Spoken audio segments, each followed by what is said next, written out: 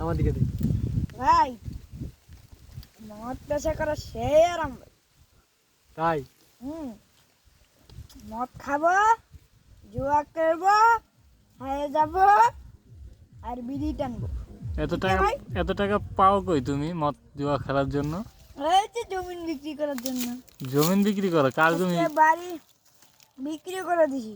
বাড়ি বিক্রি করে দিছো আজকে? হ্যাঁ, বাড়ি বিক্রি করে দিছি, তার জুয়াতে হেরে গেলাম। আরে এখন এখন কি করবা? আগামী দিন আর জুয়া খেলবা না? আগামী দিনটা আব্বুর গাড়িটা বিক্রি করে দিব। তোমার আব্বুর গাড়ি বিক্রি করে আলাবা? আমারে দিও, ভালো টাকা দিবা না? কয় লাখ টাকা দিবা? দিমু নে 4-5 লাখ টাকা। আর বেশি লাগবো? না, 4-5 লাখ টাকা হবে না। হবো না? এখন এটা কি মদ খাইতেছো নাকি? মদ অনেক কষ্ট করে হ্যাঁ, কিডনি বিক্রি করে মদটা আনলাম। কিডনি বিক্রি করে মদ আনছো? আরে কপাল, তোমার আব্বার গাড়িটা বিক্রি করে দিতা।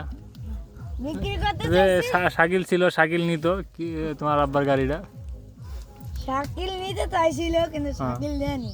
নাই নাই। বলছে যে ভাই কদিন পর নিব, আমি একটু জুয়া খেলা ব্যস্ত আছি। সাইকেল তোমার ও, কি হবে? শাকিলও জুয়া খেলায় ব্যস্ত ছিল? হ্যাঁ। আচ্ছা সাইকেল তোমার কি শাকিল একবার আমার কাছে জুয়া খেলা 1 লাখ টাকা হারা গেছে।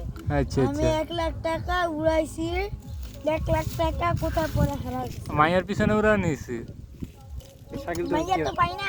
মাইয়া পাও না? আহা, খুব কষ্টের বিষয়। খুবই কষ্টের বিষয় আসলে আসলে। বউ বিক্রি করে জুয়া খেলবো, তো মদের পাশাপাশি আর কি কি খাও তুমি? এই বিড়ি খাই, নেশা খাই করি। আচ্ছা আচ্ছা।